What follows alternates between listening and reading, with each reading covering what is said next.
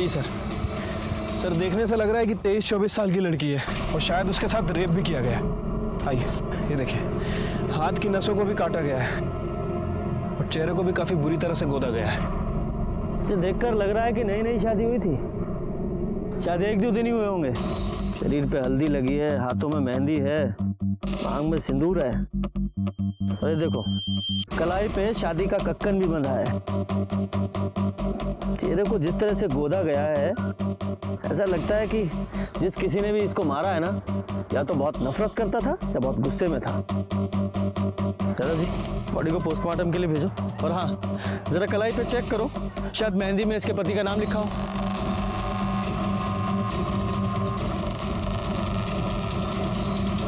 Sir हाथ में पवन लिखा हुआ है। पवन? यादव जी, पता करो, 1-2 दिन पहले किसी पवन की शादी हुई थी क्या? इस बेचारी ने कितनी अरमानों के साथ अपनी नई जिंदगी की शुरुआत की होगी। जिस किसी ने भी इसके साथ ये बर्बरता की है ना, यादव जी से छोड़ना नहीं है।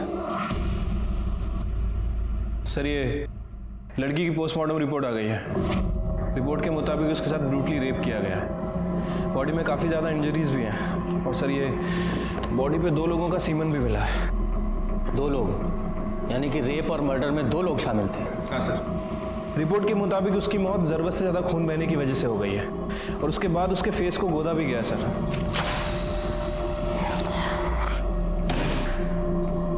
एक लड़की की कलाई काटी गई और उस मरती हुई लड़की के साथ रेप किया गया? डिस्गस्टिंग। इतना घृणित काम। इंसान ऐसे कैसे जानवर बन सकता है? वही तो समझ नहीं आता सर। वैसे मौत का समय 11 बजे से 2 बजे के बीच का है। उस पवन का कुछ पता चला?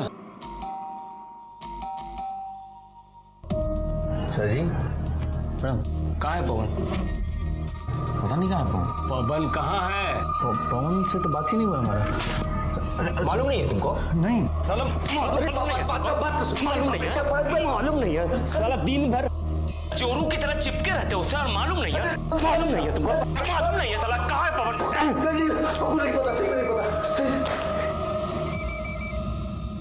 हेलो,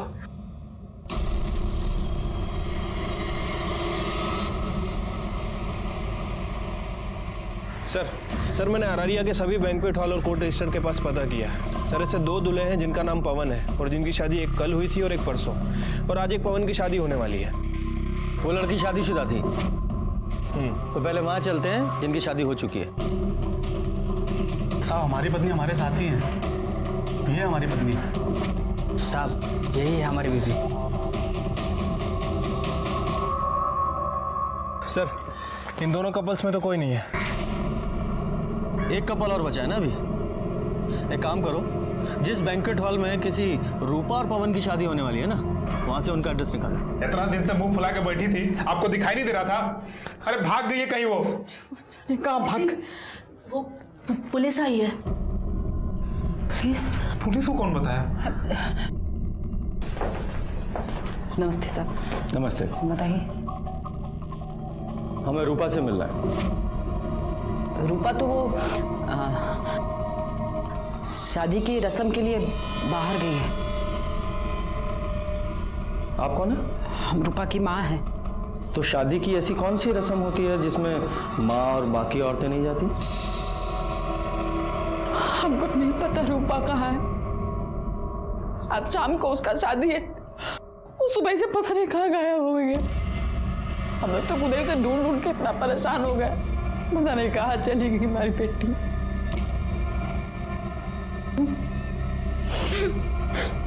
देखिए, हमें एक लड़की की लाश मिली है और उसकी पहचान के लिए आपको हमारे साथ चलना पड़ेगा।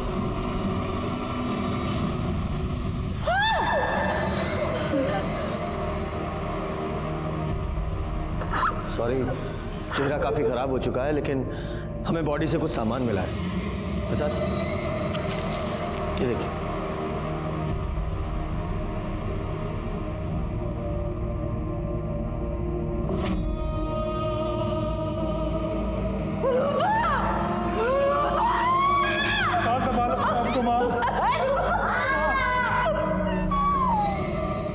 रूपा की शादी उसकी मर्जी के खिलाफ हो रही थी हा? या उसका किसी के साथ कोई? नहीं नहीं सर, ऐसा कोनो बात नहीं था। साहब कुछ तो था, हमने देखा था रात को एक लड़की आई थी। कौन है? कौन है? अरे मैंने पूछा कौन है? हम है रानी, वो रूपा की दोस्त। वो हमारी बस लेट हो गई थी तो थोड़ा देरी से आए हैं। कौन है ये रानी? हमको नहीं पता कौन है। हमारी बेटी पटना में पढ़ती थी, वही की कोई दोस्त होगी। अच्छा, उसकी शादी भी नहीं हुई थी तो उसकी मांग में सिंदूर कैसे? हमको नहीं पता, हमको कुछ नहीं पता। राकेश, ये रूपा की शादी किसके साथ होने वाली थी? साहब पवन सिंह के साथ, प्रजापति सिंह का बेटा है, पूर्णिया में रहते हैं वो लोग। ठीक है, आप लोग जाइए। सर ऐसे कैसे मर्डर हो सकता है? हो सकता है रूपा ने भागकर शादी की हो, शायद कॉलेज में उसका कोई अफेयर चल रहा हो और रानी ने भागने में उसकी मदद की हो।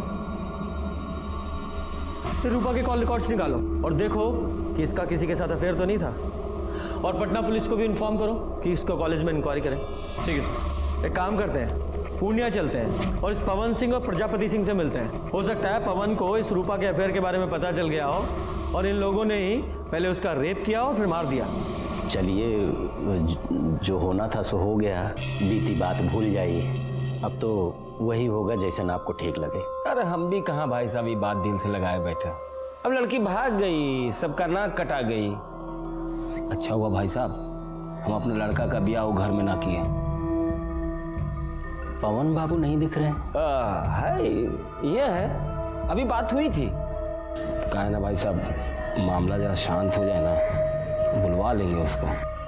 बाकी भाई साहब वो जो हम बात किए थे उसका बंदोबस्त जरा देख लीजिए। आप उसकी फिक्र ना करें, संयोग भिड़ना था सो भिड़ गया। अब हमको आज्ञा दीजिए, बहुत काम है, तैयारी करनी है।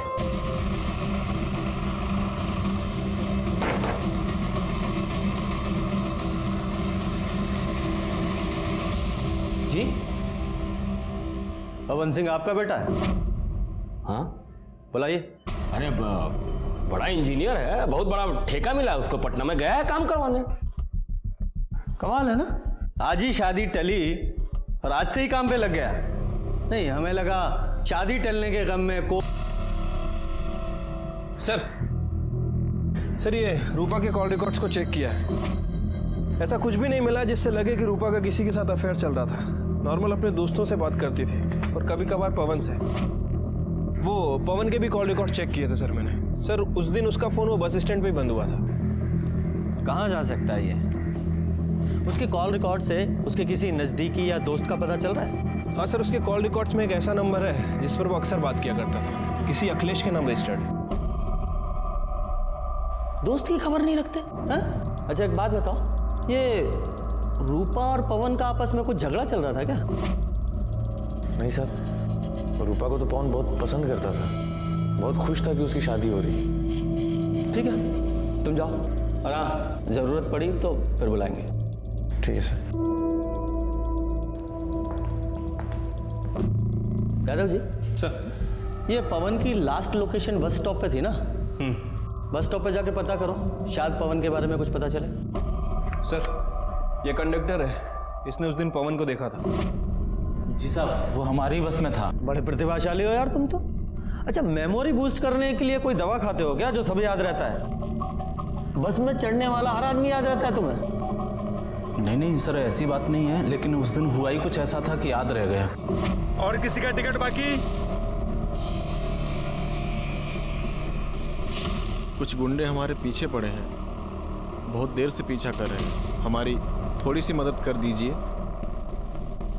आप आरैया में गाड़ी रोकिएगा और जैसे ही हम उतरे आप गाड़ी भगा लीजिएगा। तुम फिक्र मत करो, हम ड्राइवर को बोले देते हैं।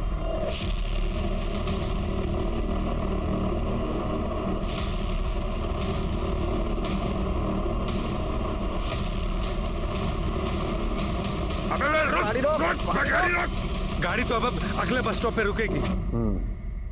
ठीक है, तुम जाओ। धन्यवाद सर। मतलब सर इसके मुताबिक उस दिन पवन के पीछे गुंडे थे, लेकिन क्यों? अभी तो सबसे बड़ा सवाल यह है कि पवन कहाँ है। यादव जी, पटना में जितने भी पवन के काम चल रहे हैं वहाँ सब जगह पता करो और पूर्णिया पुलिस को इन्फॉर्म करो। जैसे ही पवन के बारे में कुछ पता चले हमें इन्फॉर्म करें।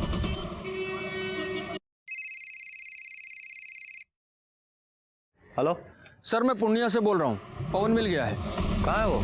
सर वो मर चुका है, हमें उसकी लाश मिली है। क्या?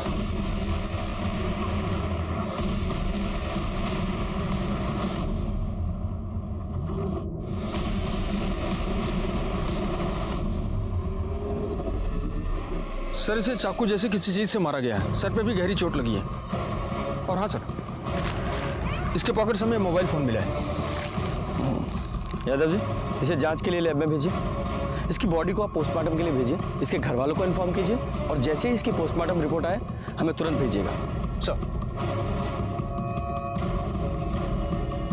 यादव जी, ये पवन अररिया गया था शायद रूपा से मिलने, पर रूपा की लाश मिली अररिया में और इस पवन की यहाँ पूर्णिया में। हमें शुरू से पवन पर शक था कि उसने ही रूपा का बलात्कार करके उसे मार दिया है, लेकिन जब पवन की लाश हमारे सामने आई तो और भी ना जाने कितने सवाल हमारे सामने आकर खड़े हो गए। जैसे, क्या रूपा की शादी पवन से हुई थी? लेकिन उनकी शादी तो अगले दिन होने वाली थी, फिर वो ऐसे भागकर शादी क्यों करेंगे? और वो लड़की कौन थी जिसने रूपा को घर से भागने में मदद की थी? ये एक ऐसी पहेली थी जो उलझती ही जा रही थी। सर ये पवन का पीएम रिपोर्ट। सर रिपोर्ट के मुताबिक उसकी बॉडी पर 4 वार किए गए थे। 3 बार उसकी बॉडी पे थे और 1 बार उसके सर के पीछे। इसी की वजह से उसकी मौत हुई सर। और उसकी मौत सुबह 3 बजे से 5 बजे के बीच में हुई है, मतलब रूपा के मरने के 3 से 4 घंटे बाद। क्या ये हो सकता है कि इस पवन ने रूपा को मारा हो और रूपा के साथ जो लड़की थी उसने पवन को मारा हो? या फिर ये भी हो सकता है कि रूपा के साथ जो लड़की थी उसने रूपा और पवन दोनों को मारा हो? पर वो लड़की थी कौन?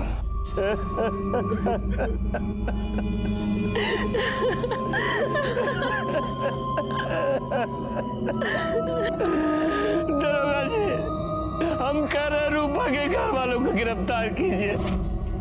उसने हमारे बेटे को मारा है। पर वो ऐसा क्यों करेंगे?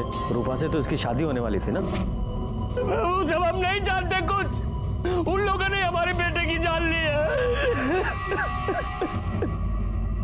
सर आपको कुछ बताना था। बताइए।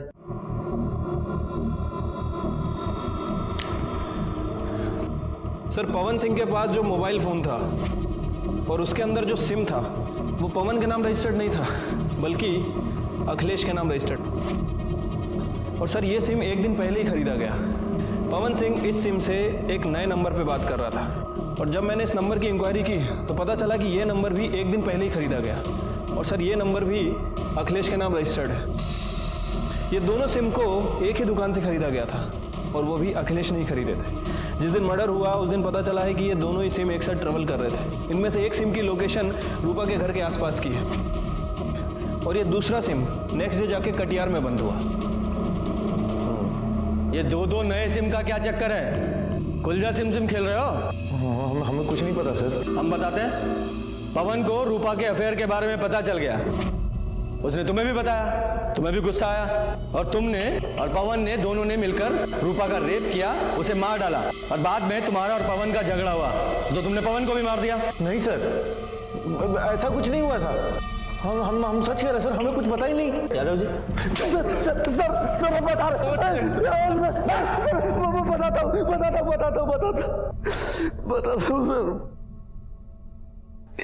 सर। अबे बता काहे नहीं रहे हो तुम? ये सिम कार्ड काहे मंगाया हो हमसे? कहाँ जा रहे हो तुम? कल शादी है ना तुम्हारी?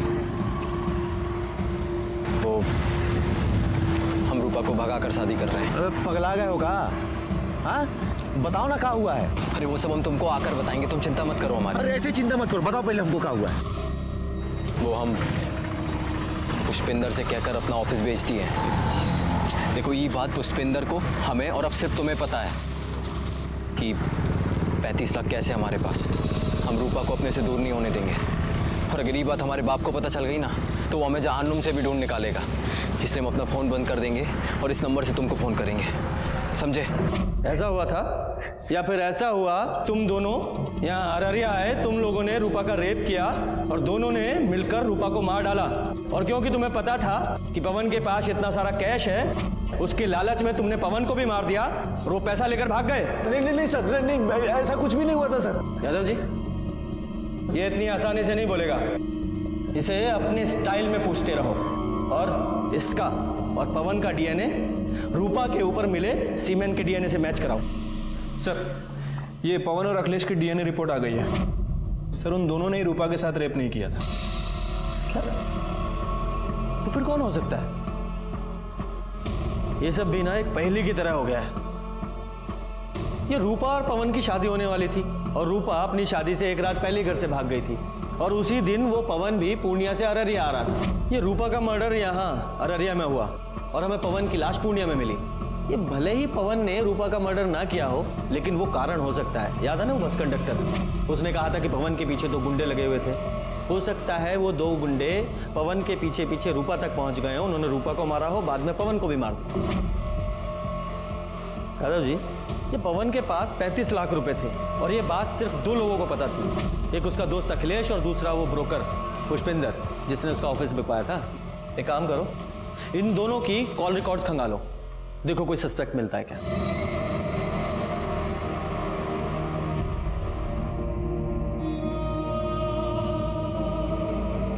राकेश, सब कहाँ हो गया? क्या सोचे थे?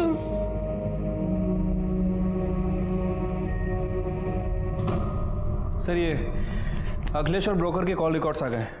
अखिलेश के कॉल रिकॉर्ड्स में तो ऐसा कुछ नहीं मिला है, लेकिन वो जो ब्रोकर है पुष्पेन, वो 2 हिस्ट्री शीटर के टच में है। साहब, हम कुछ भी नहीं किए साहब। सीधे सीधे सच्चाई बता दो। वैसे तुम्हारे इन लफंडरों ने हमें बता ही दिया। सब बताता हूँ। वो जो पवन है ना, वो शादी के लिए बहुत परेशान था साहब। मतलब मरा जा रहा था एकदम, लेकिन उसका शादी बार बार टूट रहा था साहब। और एक बार वो हमारे पास भी आया था ये जानने के लिए उसका शादी काहे टूट रहा है। अरे बताइए ना, आखिर बात का है, काहे रिश्ता टूट रहा है बार बार हमारा? गलती तुम्हारा नहीं है पवन बाबू, गलती तुम्हारे बाप का है। वो पार्टी लोगों के सामने इतना बड़ा मुंह फाड़ता है ना कि पार्टी लोग भागिए जाता है, समझे? लेकिन हम दहेज के लिए शादी नहीं कर रहे हैं। ये बात हमको नहीं, अपने बाप को जाकर समझाओ। उसके सामने तो तुम्हारी जुबान पर ताला लग जाता है। अब हम ऐसा नहीं होने देंगे। लेकिन सब फिर से वैसे ही हुआ। विभूति जी 1 करोड़ देने को बोल रहे हैं।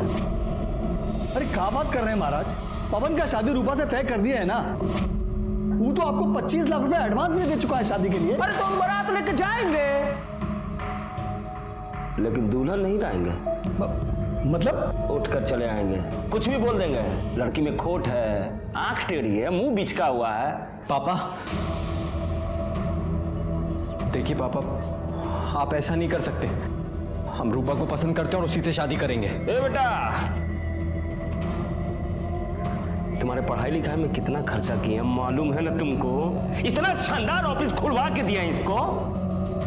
तुम्हारी शादी कब होगी, किससे होगी, ये हम डिसाइड करेंगे। हम। पवन बहुत परेशान था, वो हमको 3 लाख रुपया दिया था उसका ऑफिस बिकवाने के लिए, तो हम बिकवा दिया साहब। लेकिन सब बाद में हमारे मन में बहुत लालच आ गया। 35 लाख रुपया भी हमको चाहिए था साहब। अब इसलिए हम पवन के पीछे गुंडे लगा दिए साहब। पता करने आया। आप अपने बेटे की शादी रूपा से तोड़ना चाहते थे ना? नहीं, कई बार पहले भी दहेज के लालच में आप अपने बेटे की शादी तोड़ चुके थे। जब आपको पता चला कि आपका बेटा अपना ऑफिस बेचकर रूपा के साथ भागकर शादी करने की प्लानिंग कर रहा है, तो आप वहां गए, आपने रूपा का रेप किया और उसे मार दिया, और बाद में अपने बेटे को लेकर यहाँ पूर्णिया में आ गए। फिर आपका बेटे से झगड़ा हुआ तो उसे भी मार दिया। आपका दिमाग खराब हो गया है? हमने दहेज मांगा, कोई नई बात नहीं है इसमें, पूरी दुनिया करती है, आपको पता है, दूल्हा बिकता है। हमने अपने बेटे की पढ़ाई पे इतना खर्च किया तो वसूलने का हक तो था ना हमारा। बिल्कुल भी नहीं। आपको पता होना चाहिए दहेज लेना और देना दोनों जुर्म है, सजा हो सकती है आपको। अब इससे ज्यादा सजा क्या मिलेगी? हमारा बेटा हमसे छिन गया। लेकिन पुष्पेंद्र का कहना है कि आप अपने बेटे की शादी रूपा से तुड़वाकर विभूति की बेटी से करवाना चाहते थे। झूठ बोल रहा है वो। हमने अपने बेटे की शादी की बात विभूति जी के बेटे पारुल से चलाई थी, वो भी तब जब रूपा घर से भाग गई। हमने कुछ नहीं किया। ठीक है, हमें आपका डीएनए टेस्ट करना है। ये तो हमसे ना होगा दरोगा जी, चाहे जो कर लीजिए।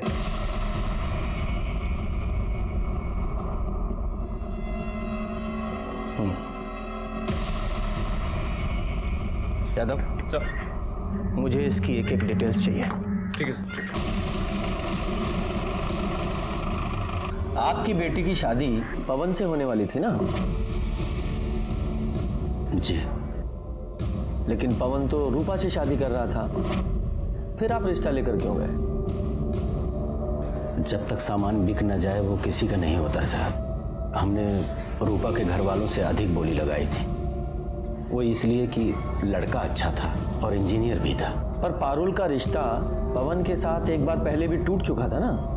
पारुल पवन को पसंद करने लगी थी, इसलिए मान गए और उन्होंने जो दहेज मांगा हम देने को तैयार हो गए। आप जैसे बेटी वाले जब तक दहेज देते रहेंगे, बेटे वाले लेते रहेंगे। इस सामाजिक कुरीति में आप भी उनका साथ दे रहे थे। बेटी की खुशी के लिए करना पड़ता है सर। अब अच्छा सा लड़का देख के उसकी शादी कर देंगे। हमें आपकी बेटी से मिलना है। वो अपनी नानी के यहाँ गई है, बहुत दुखी थी बेचारी। पवन को पसंद करती थी, बल्कि यूं कहें कि मन ही मन वो पवन को अपना पति मान चुकी थी, पर शायद भगवान को ही रिश्ता मंजूर नहीं था साहब। ठीक है, आप पारुल की नानी का एड्रेस दीजिए, हम वहीं जाकर उससे मिल लेंगे। कैसी बात कर रहे हैं सर? एक तो वैसे ही परेशान है, हम नहीं चाहते कि आप उसे परेशान करें। हम तो बस अब उसकी शादी कर देना चाहते हैं, भले ही हमें सब कुछ बेच बाच कर सिमरिया घाट में रहना पड़े। ठीक है यादव जी, मुझे इस विभूति की भी पूरी डिटेल्स चाहिए। सर, प्रजापति के कॉल रिकॉर्ड चेक किए हैं, लेकिन कुछ सस्पिशियस नहीं मिला है। बस नॉर्मल लोगों से ही बात करता है। और ये रूपा की बॉडी पे जो सीमेंट मिला था, उसका डीएनए ना तो पुष्पेन से मैच करता है और ना ही उसके आदमियों से।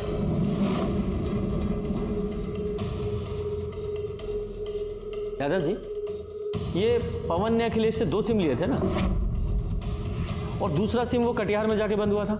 राइट, ये देखिए, इस प्रजापति की कॉल डिटेल्स के हिसाब से वो रेगुलर बेसिस पे किसी सपना से बात कर रहा था कटिहार में, और दूसरा सिम भी कटिहार में ही बंद हुआ था। और ये सपना पवन की बहन है ना, प्रजापति की बेटी। एक काम कीजिए, इस सपना की लोकेशन को इस अखिलेश के दूसरे सिम से मिलाकर देखिए और सपना को बुलाइए। सर, हमें नहीं पता कि आप क्या कह रहे हैं। हम तो कटिहार में हॉस्टल में रहते हैं, पढ़ते हैं सर वहाँ। मैं समझाता हूँ सीधे शब्दों में। पवन ने अखिलेश से 2 नए सिम खरीदवाए, एक खुद लिया और दूसरा तुम्हें दिया। ये देखो, तुम्हारी सारी फोन डिटेल्स और तुम्हारे मोबाइल लोकेशन के हिसाब से उस रात तुम यहाँ अररिया आई थी। इतना तो हमें पता है। अब इसके आगे की कहानी तुम बताओ डिटेल में। सर, वो हम उस दिन। कौन है? काहे भेजा तुम्हारे भैया ने तुम्हें यहाँ? वो तो कल आके शादी तोड़ने वाले हैं ना। हमारे घर में सबको लग रहा है कि हमारी शादी होने वाली है। बेचारी माँ कितनी खुश है। भाभी, आप सबको बता क्यों नहीं देती हैं कि आप भैया से ही शादी करेंगी? पगला गई हो का? हमारा कोई मान सम्मान है कि नहीं? क्या बोले माँ को? हाँ, हमारी माँ ऐसे घर में कभी हमारा रिश्ता नहीं करेंगी जो दहेज के लालच में इतना गिर जाए। भाभी, भैया ने ये पैसे भेजे हैं, 25 लाख रुपए, जो हमारे पापा ने आपकी माँ से लिए थे, और ये सिंदूर भेजे हैं। भैया आपको भगा करके शादी करना चाहते हैं। अगर आपकी हाँ है ना, तो अपनी मांग में ये भैया के नाम का सिंदूर लगा लीजिए।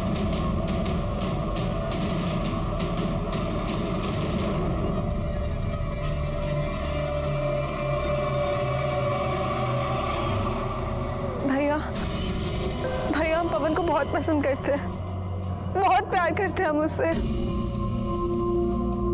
पता है हमें, सपना ने हमें सब कुछ बता दिया है। हम तुम्हारा साथ देने के लिए तैयार हैं। अरे भाई है तुम्हारे साथ कुछ बुरा थोड़ी होने देंगे। थैंक यू भैया।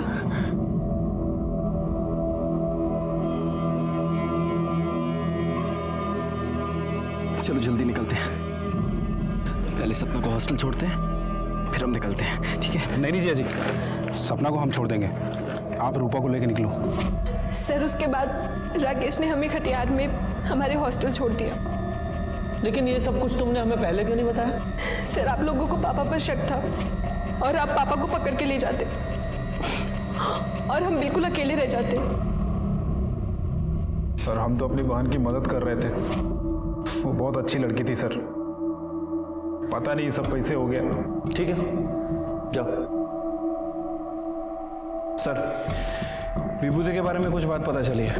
उसने अभी अपनी पूरी प्रॉपर्टी बेच दी है, प्लॉट, दुकान, सब कुछ। और ये उसके कॉल रिकॉर्ड्स, इसमें कुछ इंटरेस्टिंग है सर, ध्यान से देखिए।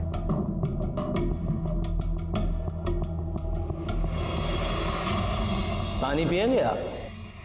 हमको प्यास नहीं लगी है सर। अच्छा, वैसे पी लेते तो अच्छा होता, जरूरत पड़ेगी आपको।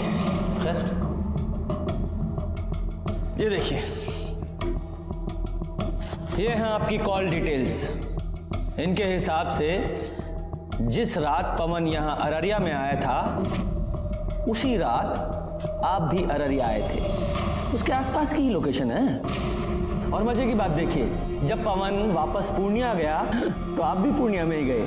और कमाल की बात तो ये है, पूर्णिया में भी उसी जगह, उसी लोकेशन पर जहां हमें पवन की लाश मिली। आगे की कहानी आप खुद बताएंगे, यहां मुगलवाएं। साहब, पारुल की शादी पवन के साथ पहले ही तय हो गई थी, लेकिन ऐन वक्त पे प्रजापति ने दहेज की मांग बढ़ा दी तो हमने शादी तोड़ दी। बड़ा आया इंजीनियर, लेकिन हमारी बेटी पारुल पवन को पसंद करने लगी थी। एक बाप के नाते हमने तकलीफ नहीं देख पाए और अपने सारे प्लॉट्स बेचकर बस पवन और पारुल की शादी करने के लिए तैयार हो गए। पापा, अब इन सब का कोई फायदा नहीं है।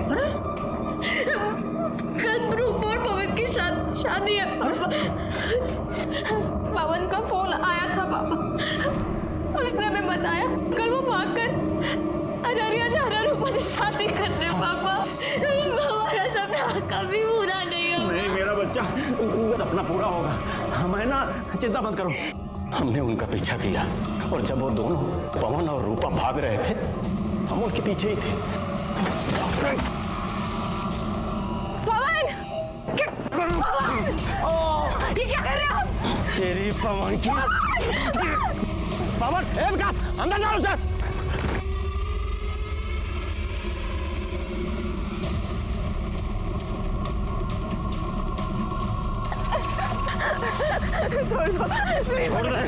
छोड़ दे। हमें अपनी बेटी का सपना पूरा करना था साहब। शादी की है तूने, 7 जन्मों का साथ है। अब अगला जन्म भी इसके साथ ही लेना, क्योंकि हम तुम्हें दफनाने वाले हैं, वो भी जिंदा।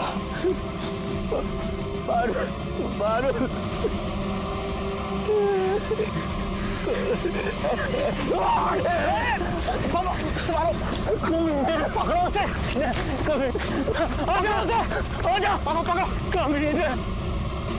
हम तो मारना चाहते थे उन्हें, लेकिन मार नहीं पाए। हम आपकी बात क्यों माने? जो सच था हमने बता दिया।